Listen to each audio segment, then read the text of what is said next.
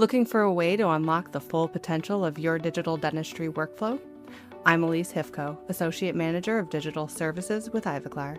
I'm excited to introduce you to CAM Academy, Ivoclar's new in-person training experience designed specifically for dental technicians. This hands-on course explores the full potential of programmable CAM software, helping you take your digital workflow to the next level. Learn directly from Ivoclar experts, refine your skills, and bring new precision and efficiency to your lab. CAM Academy is more than a course. It's your next step in digital excellence. To reserve your spot, visit the Ivoclar Academy website or contact your local Ivoclar sales representative today.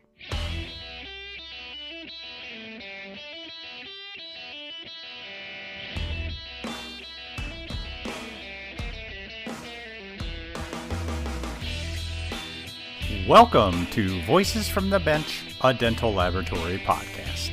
Send us an email at info@voicesfromthebench.com and follow us on Facebook and Instagram. Greetings and welcome to episode 390 of Voices from the Bench. My name is Elvis. As always, your name is Elvis, and my name's Barb. Hi, guys. Well, happy birthday, Barb! Happy belated, I guess. Yeah. So thank you. We were going to record yesterday, but it was your birthday, so we decided to give you a day off, but that's not really the reason. But happy birthday. How's it feel to be Thank you. 32? I've got a 6 in my age now, so I'm happy because that is my lucky number. And my year could not have been any harder than last year. So I'm trying to look forward and be positive. So that's the way to do it. So let's talk about this because we got something coming up this weekend. Well, yeah. I mean, it's actually, by the time everyone hears this, it's already happened, but we're recording before the race for the future because we actually want to be available to, do the race. So Sure. While we don't have the exact number of donations yet, we do want to take a little bit to thank everyone that donated to this amazing organization called the Foundation for Dental Laboratory Technology. Yes. So this week, we bring you our last conversation that we got at the Jensen Dental booth at the FDLA Symposium, along with a bonus conversation that wasn't gotten at the FDLA. Nice. I remember that one. I was there.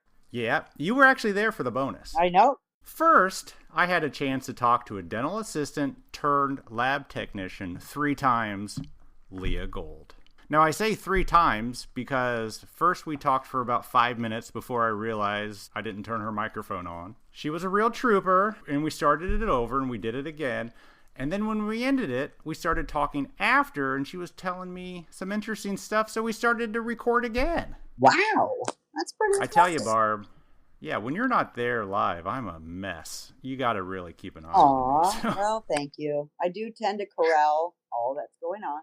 But Leah tells her story of going from Ohio to Florida during the pandemic, getting her first job as a technician with a prosthodontist. God help her. And being thrown into all the different prosthetics while teaching herself exocad. Then I was there. Elvis and I had a follow-up conversation with our favorite denturist in Canada, or one of them, I should say. We don't want to have favorites. Jade Connors. Jade, who we talked to just at the IDS in Germany, and she brought me to tears about work-life balance, comes back on to talk about the process she went through making a bedazzled, and I say that, set of dentures for the CANDULOR KunstZahnWerk competition. And let me tell you, it's not just making some normal everyday dentures. Jade poured herself and her soul into these, and it's a story worth hearing. So join us as we chat with Leah Gold and Jade Connors. We are always talking about staying ahead of the curve in this rapidly evolving dental lab industry. The dental lab landscape is shifting fast towards full arch solutions, and if you're not mastering both removable and fixed protocols, you're going to be left behind. The smart technicians are positioning themselves as the go-to experts that doctors can't live without. That's exactly why Zest Dental Solutions just launched their first ever Zest Lab Mastership program. It's an intensive hands-on laboratory experience that's happening October 11th, 2025 in Las Vegas, designed specifically for lab technicians who want to become full arch masters. Now, this is a full day of intense training where you'll unlock the advanced techniques that transform both removable and fixed prosthetics from ordinary cases to exceptional patient outcomes. You're going to master the art of creating life-changing full arch restorations. You're going to discover streamlined protocols, and you're going to develop the diagnostic skills that will revolutionize your lab.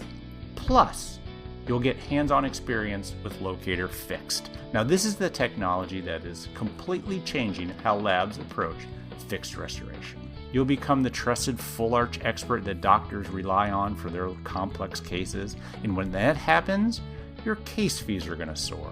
Your referrals will multiply, and your lab becomes the go-to destination for the most profitable, patient-preferred treatments in dentistry. But here's the best part. As a Voices from the Bench listener, you're going to get $100 off when you register. All you got to do is use the code VOICESLAB when you sign up. VOICESLAB. Head over to zest.pub/labmasters25 or visit the full calendar at zestdent.com right now to secure your spot. All these links can be found on the show notes, and remember to use that code VOICESLAB to save $100. So, October 11th in Las Vegas could be the day that changes your entire career completely.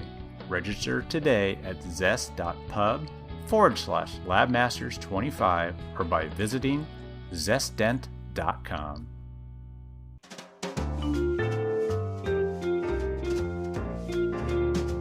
Voices from the Bench. The interview. Say something. I'm here. Hello?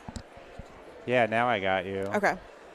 Well, Hey, you know, it is what it is. We can I appreciate you. start back over. Yeah, sorry. No worries. So here we are, take two. Here we are, take two. FDLA. Yep. Practice God, run down. You did a great job that first 5 minutes before I noticed that the line wasn't moving. Hey, I was so enthralled with your conversation, I wasn't even noticing. Yeah, so Leah it's fine. Gold, we will thank get back you. there. Yes. Thank you. Yes, I'm sorry. Of course. Solid gold I'm sorry. right here. Solid Yeah. gold. All right. So I already know, but no one else knows because Right. no one else is going to hear what you just said. So It's how all did you good. get in the industry? Okay, so Sorry. no worries. It is all good. Go with the flow. So I knew I wanted to be in dental at about Yep. 12 years old. That's insane. Yes. So Did I you want to be a dentist? Not necessarily.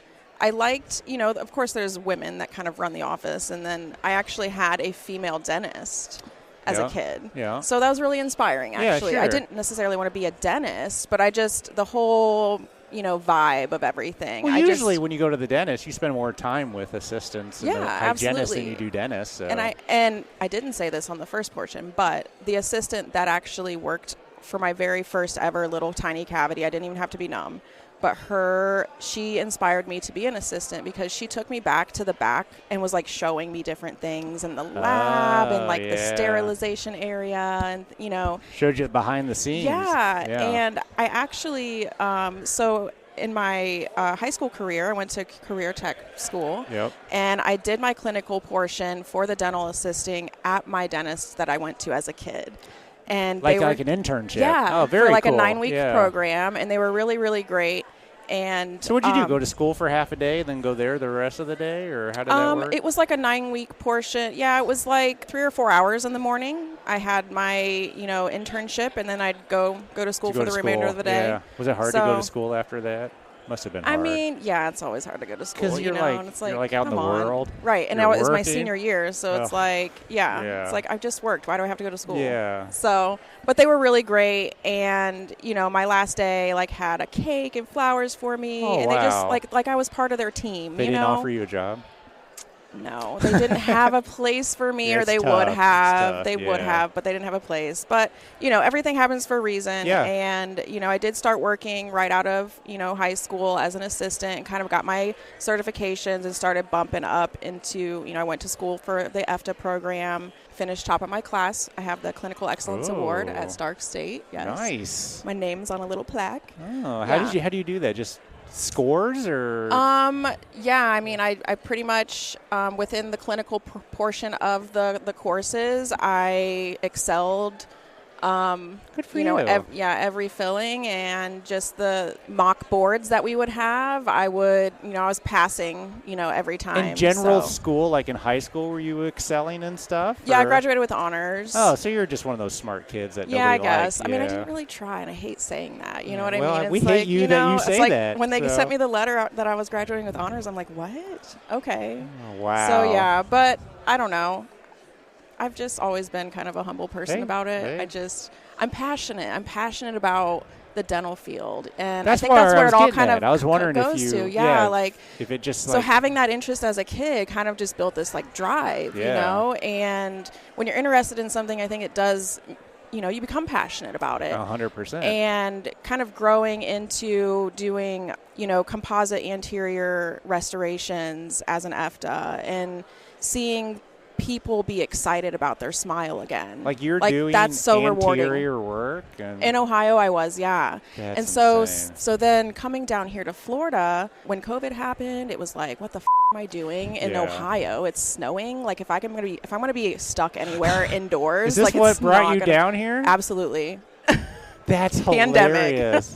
You're locked in Ohio, and you're Yeah, like, and this I'm is like, even worse. I got laid off for 2 months. I'm like, what the Everybody am I did, gonna yeah. do? It was the wildest time you of just my life. loaded I up feel a car and just no, came down like I here? planned it. I mean, 9 months. I decided January of 2021 that we were gonna move. You And brought the whole family and September.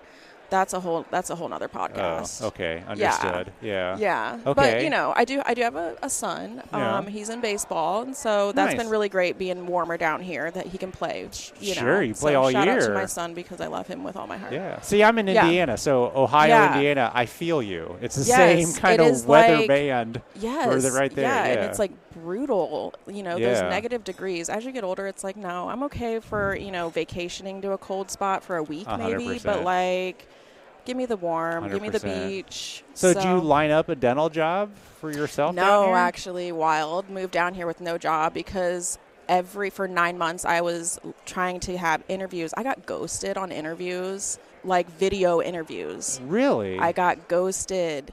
Yes. I mean, it was the wildest experience trying to make that transition. But yeah, I came down without a job.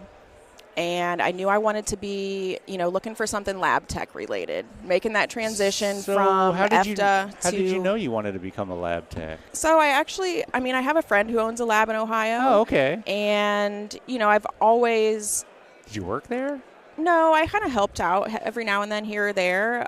The one doc I did work for, we did a lot of denture-related things. So I'd do some different lab things, just kind of dabbled in it, really. And I think coming down here, because EFTAs they don't have the expanded duties like they do in Ohio.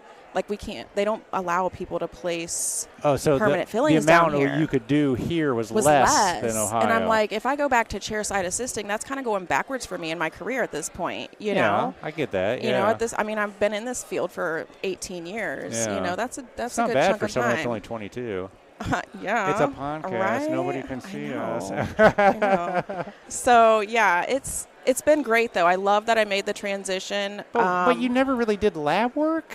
You just knew you wanted to do that part of it? I mean... I had an interest in it because of the artistry. Yeah. And working with doing composite veneer work and That's doing stuff like that. Yeah, I mean, that's basically waxing a crown at that point. Yeah, I mean, so I came into it I was just eager to learn. Okay. And with all my other experience, I was fortunate.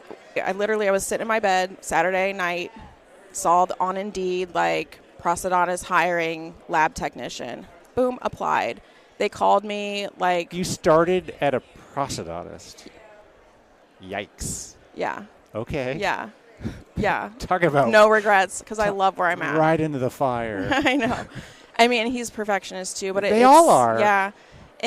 But it's great, though, because it makes me You're feel gonna comfortable be about where I'm at. You're going to be a great technician because there's no other way. And my mentor, she has been amazing. She has like 25 years experience, and she's, getting to the point where she wants to phase out. And I've been under her wing for the last 4 years. So you started working for a prosthodontist here in Florida. Yes. He has a lab in his office? Yes, we have an in-house lab. With how many? There's just 2. Counting her will be 3. Okay. But she's kind of going to go veering towards part-time. Sure. And then we've hired a new assistant. So, but yeah, what are you doing? We do you start a lot doing? So my first week I did a wax try-in, upper lower. You set teeth? In 2 weeks, yes. They had me and they threw me to the wolves. You set teeth and those went in a mouth? Yes, we did a wax try-in. Yes. Wow. Yeah, and it actually went really well, and I was like, damn, I can do this. The first time you waxed teeth? Yes. You didn't even practice on a model first? No. Jeez. No. I had done some wax What do we call that? ups, Natural just maybe, talent? Or I mean, yeah. That's insane. Was it an upper and a lower? Yeah. Wow. Okay. Yeah. So good for you. I mean, I don't know. It's been an interest my entire life, and I think maybe that has just, what do they call it, a savant of dentistry? Well, but no, I mean, not even close. But I have so much to learn, and I have so much room to grow. So how long ago did this happen, this transition? When did you make your first wax up that went into a mouth? September of 2021. Okay, so you've been doing it for a while now. Yes. So what have you done since then? Just more denture work, or you? Oh yeah, we do a lot of. We're doing a lot of hybrid dentures, a lot of all-on-X things, and are you digitally doing those, or? We're working with a certain company that does a lot of surgically guided, they have a whole workflow, and it's really been great. Yeah. What company is it? Can you say?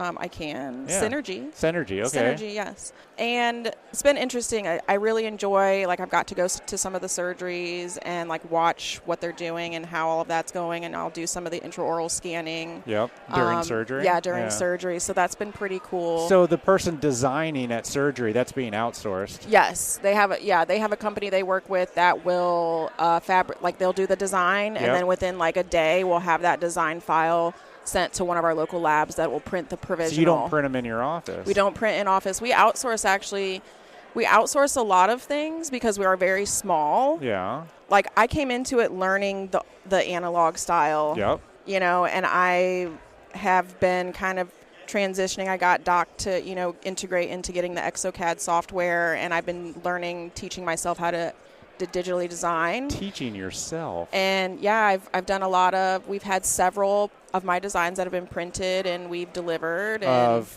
dentures? Mm-hmm. Yes, for immediate dentures. Or have you done night guards and the easy stuff first? Or no. you just love just kind of. I just ramped right over all that. Yeah, you just kind of.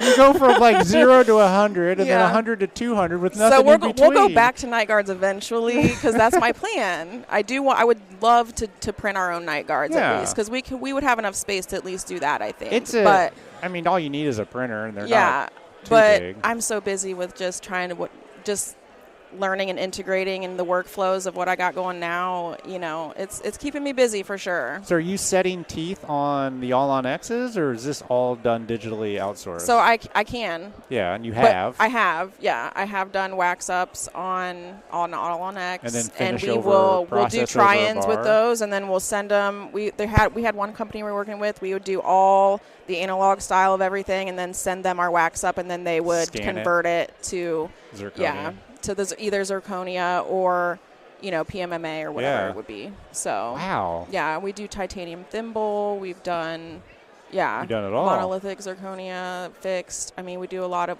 we've been ramping up, I feel on this fixed stuff. Well, so it's becoming more and more common. And does he place implants? We don't place, but we work very closely with the surgeons to coordinate everything. Wow. So. For someone that's got 3 lab technicians, you seem to send a lot out, but you still get a lot. Well, the one lady's not there all the time, and I'm with her being the guru. Yeah. Because I was under her wing for 4 years. Now it's me, and I don't know everything. No. So, and, there's a lot of stuff that we're all working together in the office to try to research, what crazy implant are we working with here? Yeah. Like, stuff that's Never placed in ending, other countries yeah. and fixing things that are, an emergency that somebody has had in their mouth. They've had this issue for 5 years and now it's our emergency. Yeah. So. Do you keep your assisting license here in Florida? So everything kind of transfers over for me. Yeah. Yeah. I want to get my certification as far as CDT. So that would be something I work towards. Sure. But your assisting license is good here. Yeah, my FDA transfers. Yep. So you can go. It was do it was an chairside accredited and help. school. So yeah, absolutely. Yeah, I do a lot of the custom. I do all the custom shading actually that we need. Yeah. You have an eye for color. Mm-hmm. Wow. Yeah. So the lady I worked with, she didn't do that. So yeah, I came in and was like, I used to do, custom shading of temps, as an FDA. Yeah. So I can do shading on a porcelain crown. And so that was, that was really fun to learn. Yeah. And yeah, so I'm utilized for that. I can add contacts and, so stuff doesn't have to get sent back for little minor things like that. Sure. Oh, the So- crowns that come in, you just add a Right. contact to it? Mm-hmm. What about conversions? Have you done any of those? I have not done those. With that lab that we're kind of working with now with this new workflow, I mean, the conversions aren't happening at surgery. They're The because day of, after, yeah, they're like the day or 2 days after. Interesting. And then the patient just literally they'll come to our office and they leave with their provisional. Yeah. And And so it seems to work out pretty well. yeah, we've had a lot of success. And then going from, depending on how long the patient wears their provisional, changes that we want to make, they want to make, certain cosmetic if there's anything that needs to be changed in that process. And then Do you go ever to get final. to color them or put the Yeah, I've done some of the tissue, like most recently I did do, we had like a roundhouse fixed bridge kind of Yeah. hybrid thing. on a and- temporary, so you did light composite? Yeah, and I did the composite. Did you use like, GC? It was the or- GC. Yeah, it's good stuff. It was cool, like Yeah. mixing the shade and kind Did it of look like pretty forming good? it. Yeah, I thought it was really Yeah. cool. Yeah, It's so fun. it is fun, and that is the thing about it. I'm passionate, but I also think it's fun, and it's enjoyable for me, and I think that's why I'm just like this. That's Like half the battle. naturally want to like mess with Yeah. and like tinker with That's it. half the and battle of finding a good career. Betty is and you I find have it this thing all the fun. time. We're like, stop with it, because you could literally sit there and keep. No, I've been saying this You about know? technicians for It's like, years. you get into your little You zone could and have you're the like, most perfect it's like a restoration. micron, and you're Every like, technician will want to touch it, tweak it, round it, yeah, shave it, Yeah. something just to do it. And I'm like, you don't even need to. You yeah. got to touch It's it. like, just put it down, And this is your first time to FDLA. So It is. So it's any like a dental whole big- show. yeah, I've only ever been to like a day CE kind of thing. Yeah, that's not the same. Yeah. No, and so I was super like pumped about coming here, and Are you in Just Orlando experience it. or? no, I actually live it's in Pensacola, Florida. So how far away is that? I don't It's know. about 6-7 hours. Yeah. Did you drive? Yes. Wow. But Okay. It's fine. I come yeah. over here for Disney, and I'm a nerd about it. Did you bring your son to Disney? No, he didn't want to Oh. come this time, so he's like, "What am I gonna do while you're there all day?" I'm like, "Well, I could just take you to the Go to park." Disney. Yeah. Hello. Yeah. God. He'll be 14 in September, so he's Yeah, I get he's it. a little man I now. get it. I get it. Yeah. I get it. So what do you think of FDLA? I mean, we're the first day's kind of wrapping up. Yeah, it's been interesting. I mean, it's been enjoyable to hear like some of the speakers and just walking around the expo here, checking Yeah. out some vendors. I Yeah. mean, it's been It's a just good- kind of soaking it all in. It's a good group of people. Yeah. Everybody's super nice. Yeah. It's a lot of fun. So how long have you been? I know Oh. we're talking about me. Yeah, but- you're interviewing me now. I started in 2008. Okay, so Yeah. about the same time then Yeah. that we've been in the field. I guess, yeah. Yeah. Yeah. I started packing and shipping at a lab. Okay. Part-time. Yeah. Yeah.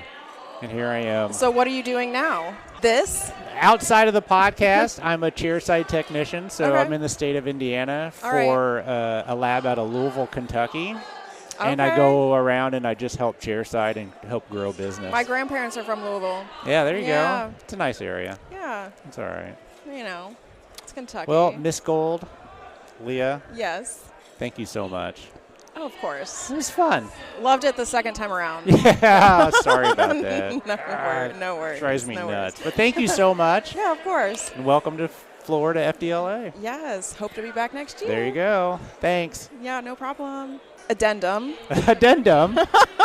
So I went to hand Leah, right? Yes. Why did I think I said that wrong? I went to hand Leah this Post-it note that I got for taking her name and her email for the podcast, and it has MIYO on it, and she's like, oh, I use that. And I'm like, wait a minute. Here we are. How do you use MIYO? We had a kit from one of our labs, and they had provided us, and I was like, I need to order more of this. Like, thank you guys for giving us the samples, but, like, I'm ordering some. Yeah.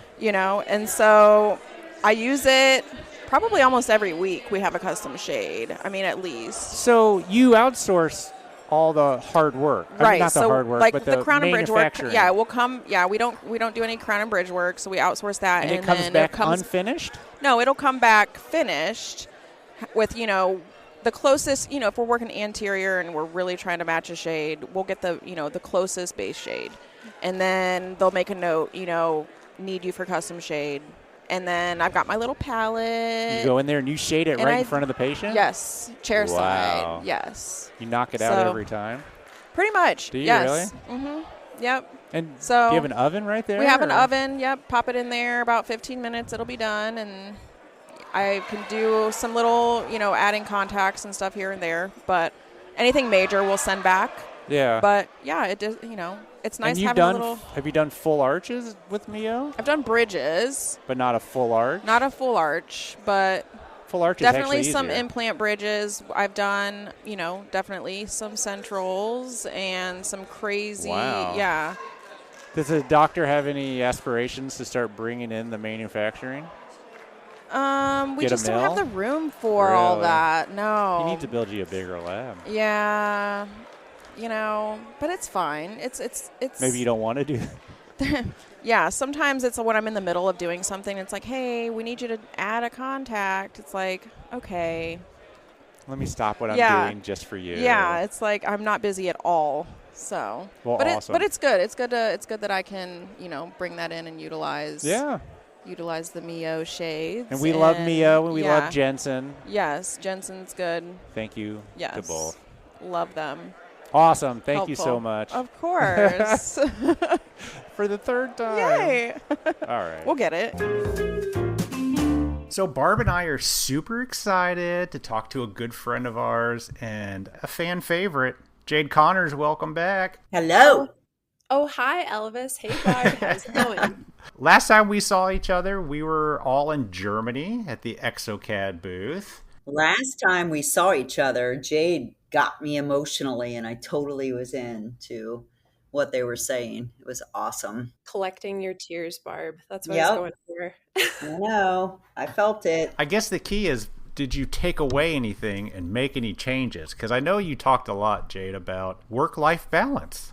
Yeah. Ooh, so yeah, definitely at the beginning of 2025 and even the fall of 2024, it's been a year from the first time you guys interviewed me in August 2024.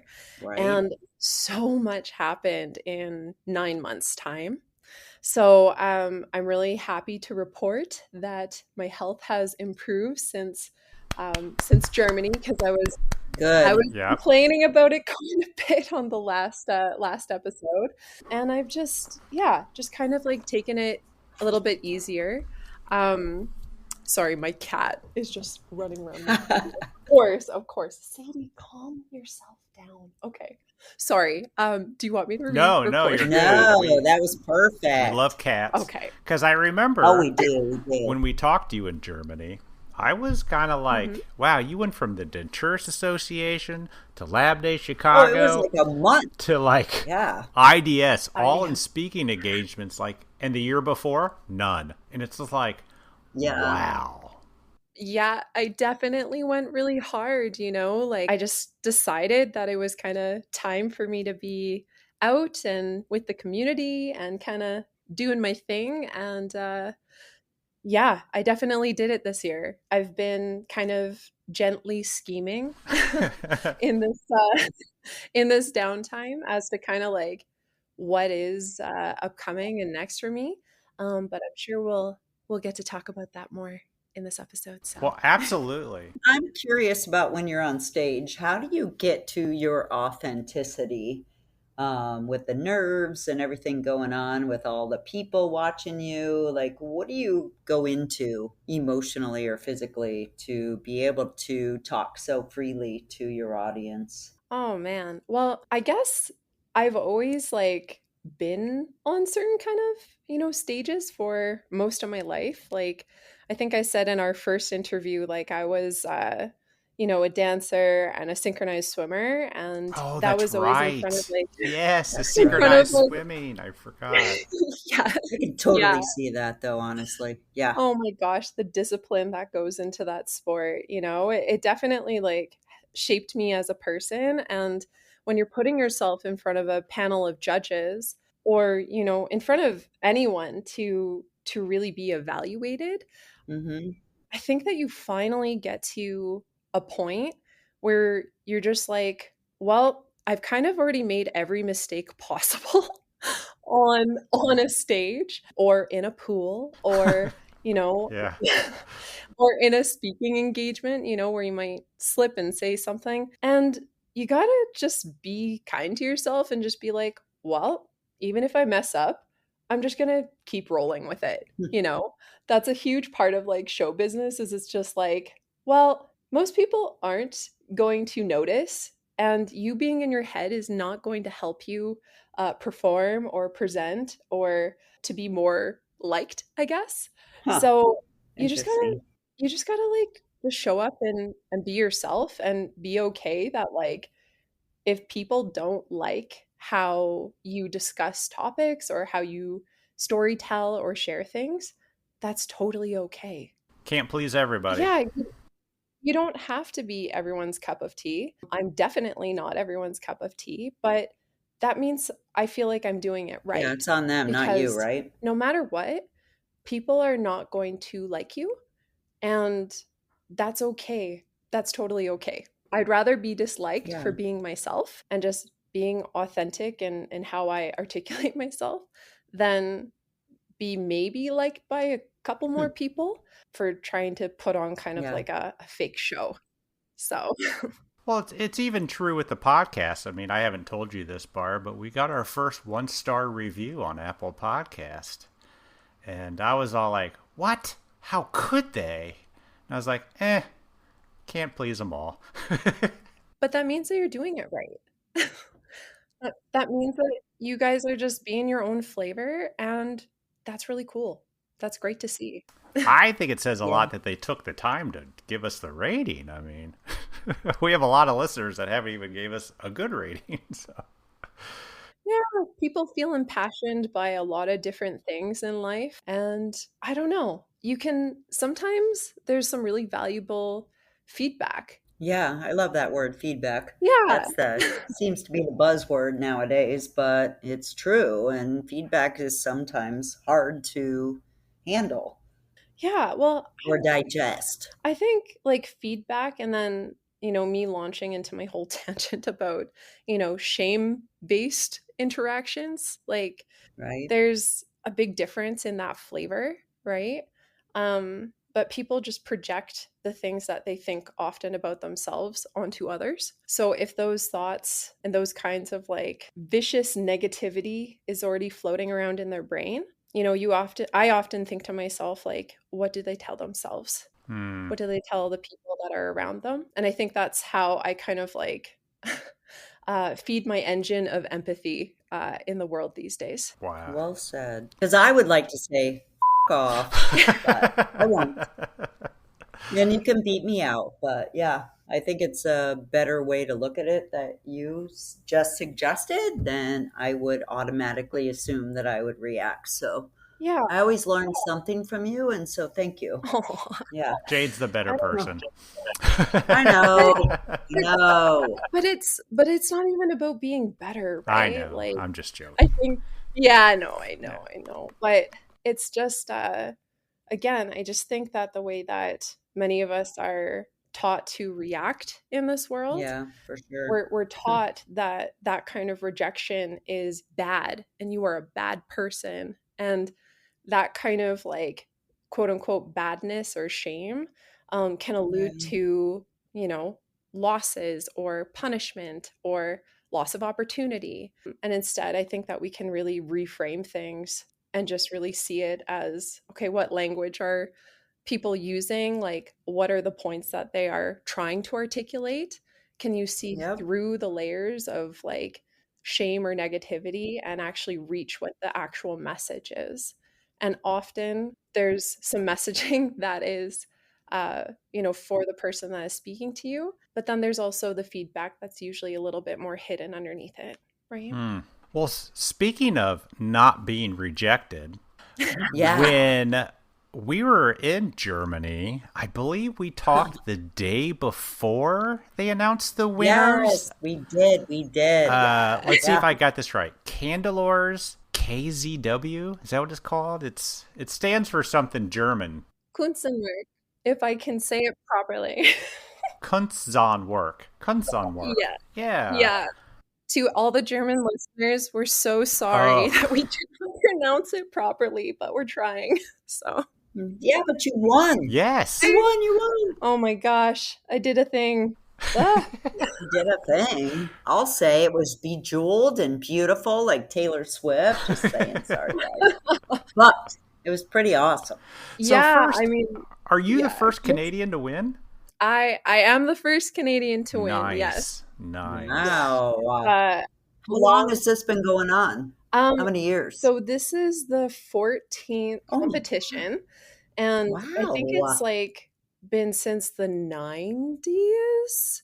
Good for you. Yeah, because I think they have it every other year. I didn't know it had such a history. Congratulations. That's beautiful. Thank you so much. Yeah. And I definitely took a moment to kind of reflect and like look back and see who my other colleagues were. And a lot of them have been German or from Switzerland or places in Europe. Sure.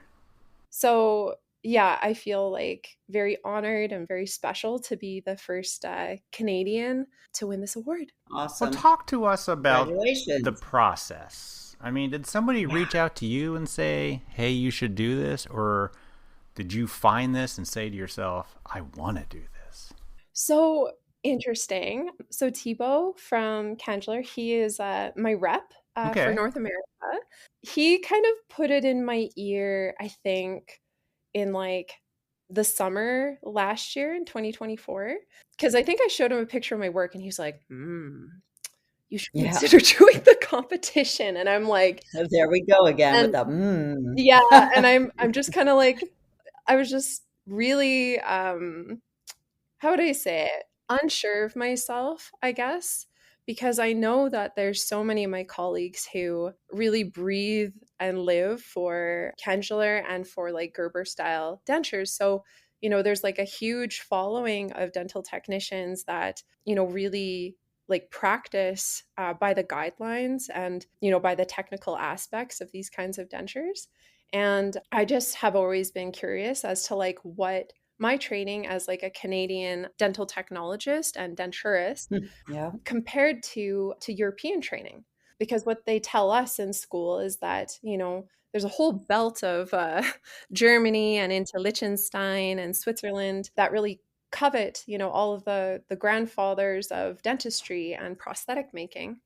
And I know that like a lot of the Canadian prosthetic teaching is a byproduct of that. So I was really keen on always like having an opportunity to do some training in Europe and to see like, okay, how do things kind of compare to? So yeah, I decided to take CANDULOR's Power Week last October, which was really, really great. I learned a lot, but it was really me sitting with these books and having entered this competition and just being like, okay, I want to create a masterpiece and I want to learn how to do this. So yeah, that's kind of how it started. When you say the books, do they have like, this is how you have to do it, page 1, page 2, page 3? Like what? Gosh. There's actually I really, really love the Swiss School of Prosthetics, and that's like run by CANDULOR. And it's so thorough. There's like 5 different volumes of these kind of like workbooks that they produced. It's super articulate, and I love it, honestly. There were probably like, I think 3 of them that I had my nose in during the competition, and literally from top to bottom, front to back, just devoured these books in the most hyper-focused, unhealthy, obsessive way. To, again, like my goal, and this might come as a surprise to some people, I had no thought or intention of winning. I didn't even look at what the prizes were. I didn't really care. And I think that a lot of mindset shifting that I've kind of done over the years, especially as someone who's competed a lot in my life in a lot of different areas of my life. Yeah. I've kind of adapted my mind to kind of follow the book Atomic Habits by James Clear. I always repost his work because he's brilliant. And a part of his work that I really love is that he gives an example of, okay, you can be someone that might say, I want to lose 100 pounds, or you can say that I want to be someone who is fit and agile and strong. Because what happens is when you actually achieve that outcome, you've attained that goal. And building good habits and, you know, actually becoming the person that you want to become is not just like a one-hit wonder, right? So trailing back to kind of like the mindset and psychology I had when taking on this competition is that I did not care about winning. I cared that I learned the content of what Gerber style dentures actually was. And what that meant is that I basically locked myself in my clinic / lab, what I call my denture hole. My denture hole. Yes. Let's not get into that again, okay? I do like that. Yeah. So yeah, I just locked myself in my denture hole, which means that I'm like devoid of like reality. And I just like read these books and practiced. This is why, like, you know, I thought for sure, like, you know, I wouldn't even place, because I know that so many of my colleagues and very famous colleagues were participating in this competition. And I alleviated myself of that stress of winning because what was winning actually going to give me, right? Yeah. It could be a happy byproduct, sure. But the real focus that I had is that I really wanted to learn and I really wanted to grow. And so I just like devoured these books. And if you actually ask me, like, one of the big criteria for this competition is like learning how to map your model and be able to kind of express all the information so the judges can see clearly on the model, like, okay, this is the engineering points of, like, you know, the functional limits and the static line and the stop line, like all of those things on your model. I probably redid that for a whole day. Wow. Yeah. Like just the same thing over and over and over. Yes. Yeah.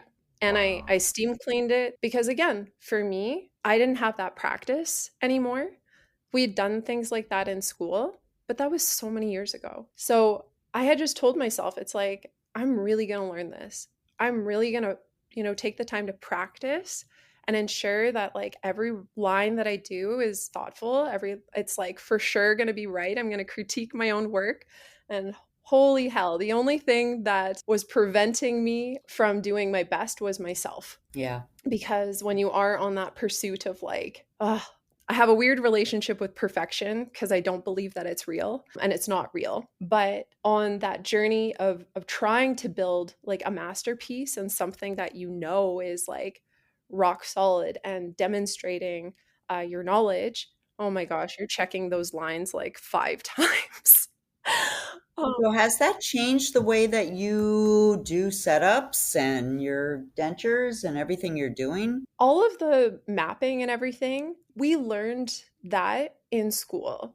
And so I feel like really good that it basically just took everything one step further. So I feel like the way that I've been building dentures is still like very, very true and similar in so many ways to, Yep. the way that they are teaching everything. It's just more so like the very particular kind of setup that you will do for a Gerber style denture, because you basically, you have like a mortar pestle system, and then you have like a counterbalance tooth that's on your premolar. And yeah, that's different. That's interesting. And Oh, yeah. I use that for a lot of my different cases. And now I just know one more way how to, treat my patients a little bit better. Is that what the Gerber means? It's the way the teeth are positioned? Yeah, like it's I had no idea. All I know is Gerber baby food. Every time you say it, that's all I think of.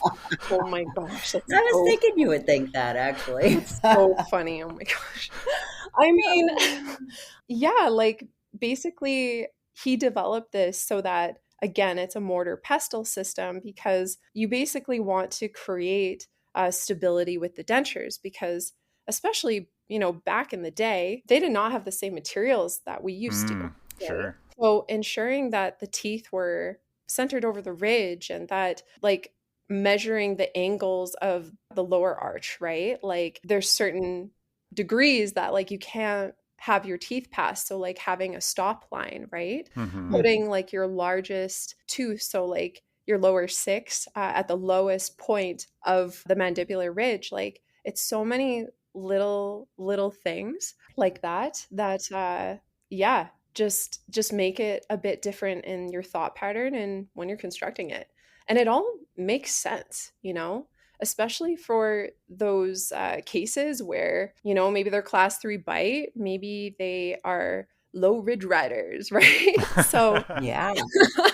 yeah, and you're just creating something that is going to be like a fail safe for basically anyone who's wearing dentures or who has had trouble like wearing dentures. So were you able to pick your case, or did they pick the case for you and then you had to set it up on all these parameters? Yeah, so they actually have like a case that they give to everybody, and they send you like a little package, and it contains some records and some teeth, and it basically says ready, set, go. Gives you some Oh my God. says some information, but yeah, it's really highly technical, and there are definitely some things on the case that were making me like have small panic attacks. Like that. Because like, for example, okay, I'm pretty sure out of the top 15, I am the only one that left in my upper 7s because of the ambiguity of the lower stop line. And I find that so interesting, right? Like everyone is going to do that different, but holy hell, I was in my head about doing that. But as a clinician, I know that leaving in those 7s on the upper, especially if they're, not going to be in the way of excursions, that helps fill out the cheeks, right? Helps support the musculature a little bit better. So I got to think like a clinician and express that. And then you get to put that in your documentation too. That's a lot of work. Oh, it's so much How work. long did that take you? How many did you make? Yeah. How many dentures did I make? Oh, I only made the one. The real question is how many times did I redo my setup? Yeah. Because, oh my gosh. So another thing to note is that I live in Edmonton, Alberta, Canada. Mm-hmm. And during the week that I was doing my denture work, it was like minus 30, minus 40 Celsius. Yeah. I don't know what that is in Fahrenheit. Very, very, very cold. Because I'm also a little silly bean, I have my bench right beside a glass door. And so sometimes if I not being thoughtful, the like cold air can also like influence the wax that I'm using. Yeah. And then not only that, I was trying to use some different wax that I hadn't used before. Hooray! Oh my gosh. What were you thinking? I know. Trying so many new things on this denture. Another really, really funny thing to just side note mention as well is that I had just got the CANDULOR articulator like December 1st. which the dentures do like January 1st. So I have to send it to Germany by that time. So I'm using a brand new articulator. I discovered that I only have one set of denture like mounting plates for this articulator. What? I had to hand make some mounting plates. I'm so not surprised. Did they not give you a handful or? No, they only gave me one set. And I was like, oh my gosh, the small stresses during this case. So, I'm out here like redoing this setup with this new wax on a new articulator with these crappy little base plates that I had made myself. And I'm just sitting there being like, why have I done this to myself? Is this what personal development has What was I thinking? Yeah. And I mean, along the way too, like I am obsessively taking photos of every single little thing that I am doing so that I can defend it. Right.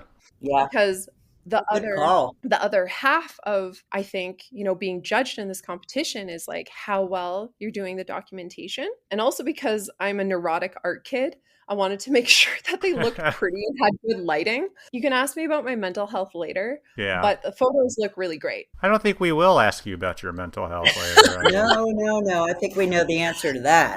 We're just staying sane. It's fine. It might get a little hard. Yeah. Exactly. So yeah, there were lots of little challenges that came up. I think where I sprouted the most gray hairs though is like after I finally processed the case, it turned out beautifully, which I was so relieved. Sure. I got it in a box after many nights of not sleeping like a normal human being. Then German customs decided to hold it. No. And I'm anxiously just sending emails to CANDULOR. It's like, it's in Germany. Please accept this. No stress there, right? Yeah, so it was a tiny little bit late, but because it was already in Germany, they were kind and they still accepted it. So thank you, CANDULOR, for that. Yeah, it's not your fault. Oh my gosh, though. Like, I know, but I definitely feel like there's a part of it where it's like, well, Jade, you could have sent it sooner. Yeah. But of course. I had no idea. In any case, it made it. It got judged. I sent it all blinged out for them. And I think it was beautiful. I think they definitely did not know what to think of it at first. Well, how did you come up with the jewels and stuff? Like, where did that even like enter your psyche? Well, okay. Have you met Jade? Okay. Well, yeah, but I mean, I love it. I mean, it's very artistic, but how did you like win? Were you laying in bed one night and you were like, okay, I got it? Well, I mean, for me, like I took the time to actually read like the history of CANDULOR, right? Like, and I really wanted it to be representative of my own flares and flavors because I've definitely seen like past competitors take the time to like paint the freaking Alps on their mountains. Right? There you go. Okay. And kind of do, awesome. Just like do small artistic things on their cases. I was like, I want to do something fun. I want to do something that, feels like me. Mm-hmm. Yeah. And whenever I'm creating art, like I always, I want to incorporate the correct design elements for what I'm trying to make. And so a part of that was just reading the history, and a part of CANDULOR's history, like the name, like Candor means shine, and then oro is gold, right? And then the like contemporary aesthetic now of CANDULOR is using the color red. So I wanted to mix those elements in, and it also aligns, with my own aesthetic too, right? For some of the other like performance arts that I do. And I just wanted to kind of bring it to life. I wanted it to look like royalty because I spent a lot of time on that denture. And I named my denture too, because again, in my head, I'm like, I'm making a masterpiece. I want to make a masterpiece. I'm going to name my art. So the denture's name is Anastasia. Nice. I love it. Yeah, I wanted something royal and suiting for like all the rhinestones and gems that I took the time to embellish on it. So, it gets through customs. They have it, and I'm guessing it's just a waiting period. Oh, yeah, it's just a waiting period. But again, like I just did not put that pressure or even have it in my head at all. Good for you. that Even I would after win. you sent it? No. You didn't no, start stalking the competition and No, none of that? Why would I do that? I don't know, Jade. What's like, again, like I've tried to create a mindset for myself. Like, there's a lot of things in life that we spend a lot of time trying to build our skills in, right? Mm-hmm. It's Sure. obvious that I've spent a lot of time in my life working on art and learning how to build really high-end prosthetics. We know that. Yeah. But the Yep. thing that I have probably worked the most on in my life is my mind and the way that I view and conceptualize the world, right? And so a part of that is just like understanding that it's like, well, what is the point in me being anxious about who is competing and about me winning something, right? Like, what is Mhm. that actually going to achieve? What's that actually going to prove to me, right? Because my goal is to actually learn. My goal was to know how to build this so that I can actually help my patients better, right?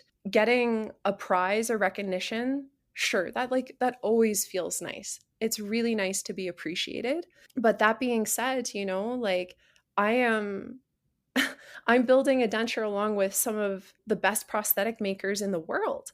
And For sure. Yeah. I think that competition only, elevates and creates this energy of like all of us trying to do our best, right? Yep. I'm really proud of like all of my colleagues who did decide that, hey, you know what? I'm going to try this thing and I'm going to put my work in front of a panel of judges. That in itself is an enormous feat. Mm. And I think that it's really, really casual and easy for so many people to be flippant about that as an achievement in itself. I don't know. I think that when you put your work in front of somebody else to judge it, that should be like a very big risk for anybody.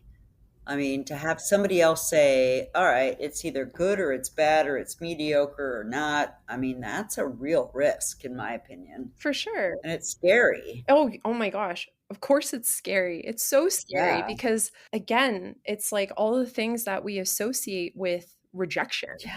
and not Yeah. being good enough. Approval. Yeah, Or some approval. bullshit person's approval of what we're doing. Like it's scary. Because we are geared for, again, connection. We are geared towards social approval, right? And I think that like when you relieve yourself of those things, I think that that's actually how you gain kind of that social approval, right? I would agree. That's actually You free yourself somehow. yes. And that is how I have kind of freed myself in so many ways in my life, right? Is it's just like it's exciting. It's exciting to see other people compete and then it's exciting to see people improve. Like if you look at all of the people who entered in this competition, I'm really happy that CANDULOR actually names and says like, this person actually moved up like 3 spots from last time the competition was Yeah. Oh, held. that's No, fantastic. that's like such a beautiful thing to like recognize is that growth because that's why we're doing this competition. So yeah, I just had already assigned to myself that I wasn't going to win because I had never actually made any authentic Gerber style dentures before this competition. Amazing. Now, that being said, I don't want to downplay it or commoditize that like I've had training that is similar to, but there are different elements with Gerber style Sure. dentures that like I incorporated. So, but I had already relieved myself of that where it's just like, cool, I did this thing and not comparing myself to others, right? Right. I love that. Yeah. Voila, then you won. Oh my Like, gosh. what the hell? What a plot Were you twist. surprised? Yes. Yes, I was very surprised. The thing that I told myself that I would, potentially maybe win at or be acknowledged for is my documentation, actually. Yeah, I've seen it. It's intense and it's thorough and it's probably one of the best things I've ever seen. Oh, yeah, for sure. You. Needless to say, like I am really curious. I would love to see like my colleagues who did end up like placing for their documentation, what they produced, because I poured my heart and soul into designing this like really beautiful book with my explanations and everything. So yeah, when I won, not in documentation, but the actual denture and technical challenge, I was very, very, very, very surprised. Yeah. If you want to put this into the podcast or not, I'm Which just gonna means give I this. will. Yes. Okay. Oh, my yeah. God. I feel bad because like I feel bad, but I don't feel bad because this happens to all of us in life, right? Mistakes end up happening. And so what had actually happened for a few hours on like a week before the competition is CANDULOR had accidentally posted the results on their website What? of the competition, Yeah. which again, you know, it was only for a few hours.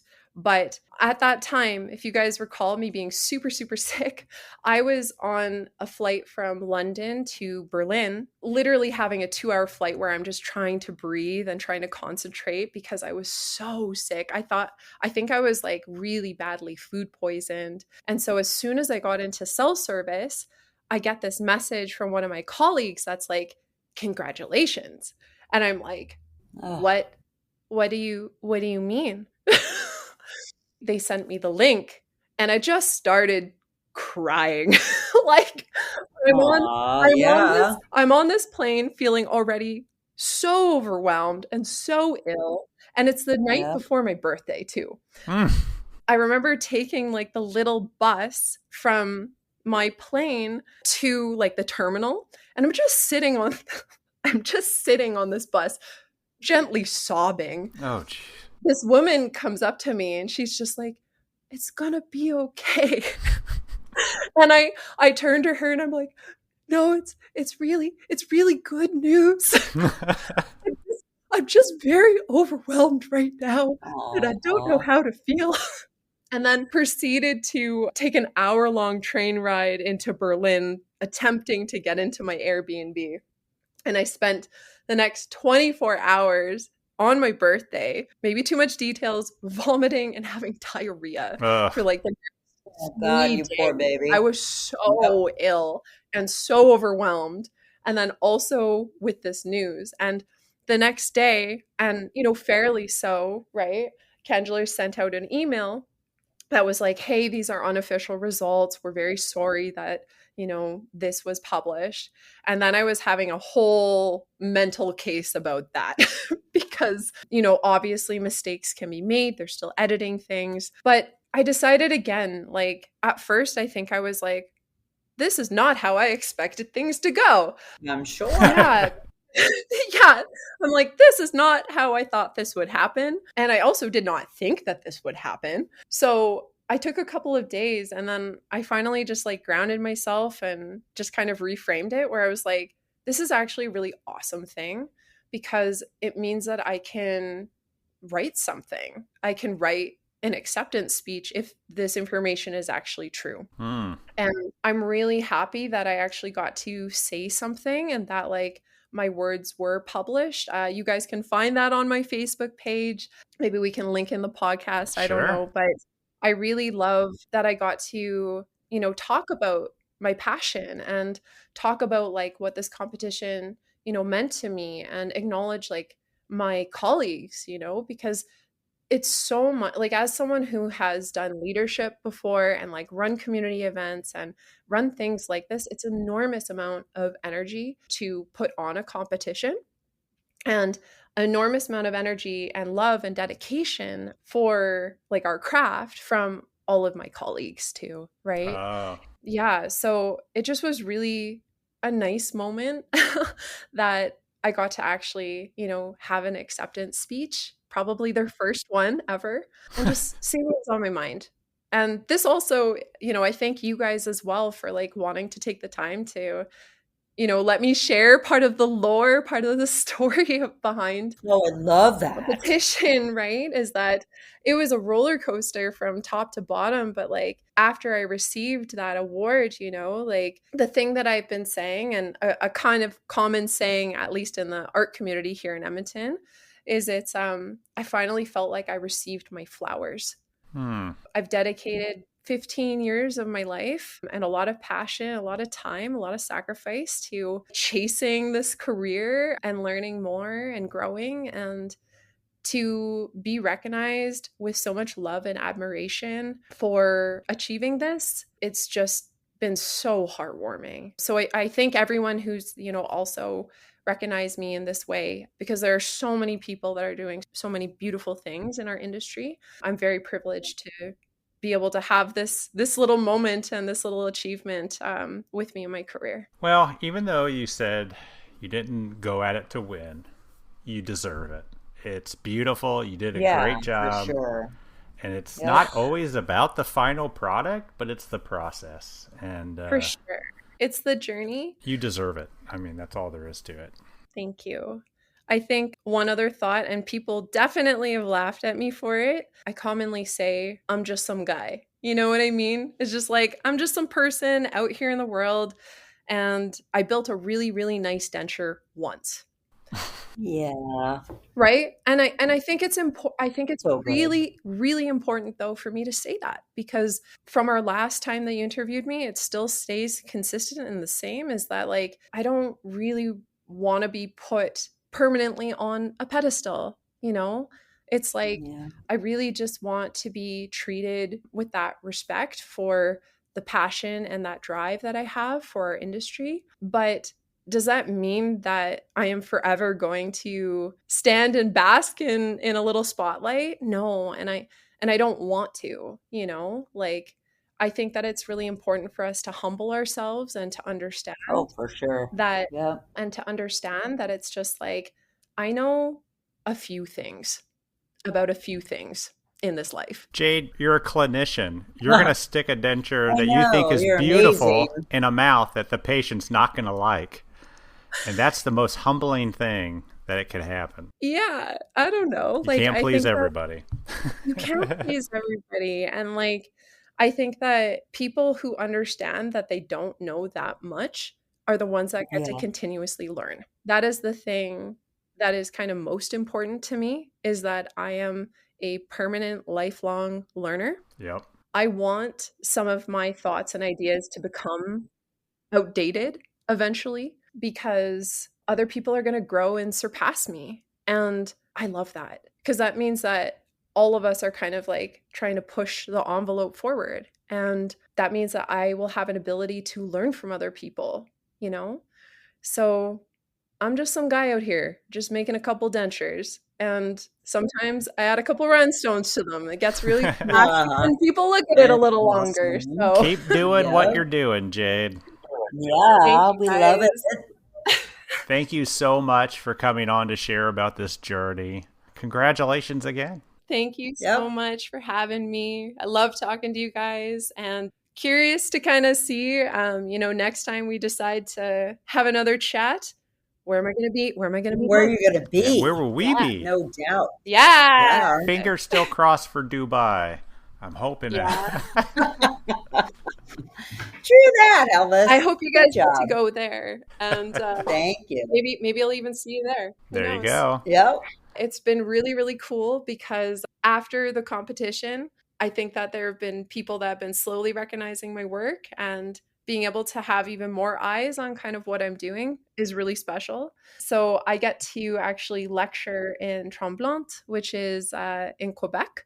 In the middle of September, which is super, super exciting. And then I actually have started to work with a couple different companies, and one of those companies being Bredent. So I'm actually going to get to do some. Good for you. Yeah, it's been so good. Really, really good to me. And as I said, like, there's various different companies that have been really, really supportive of my work. And in turn, I want to be able to support them too. But yeah, I'm going to get a chance to go to Germany and hopefully get to, I'm going to do some training with Bredent, and then also have a little visit with Annex, which is super cool.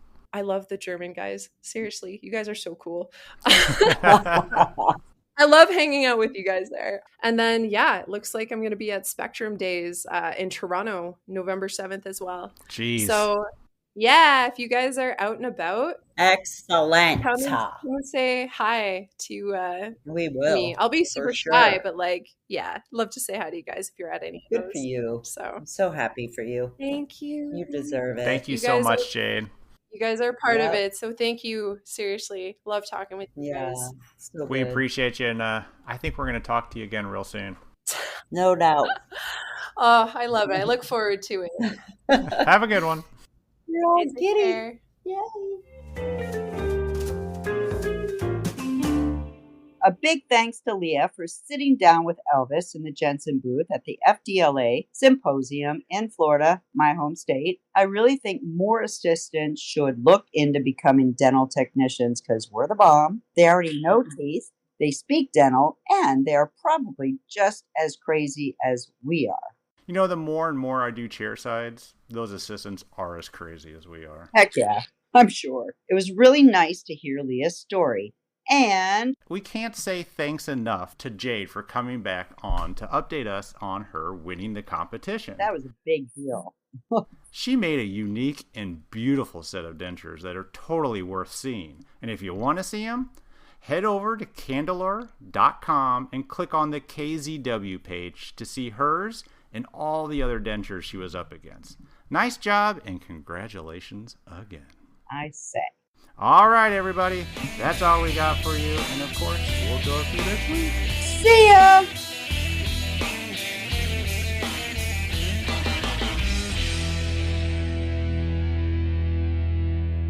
Yeah, you get like a weird, like, every now and again, so. The views and opinions expressed on the Voices from the Bench podcast are those of the guest and do not necessarily reflect the official policy or position of the host or Voices from the Bench, LLC.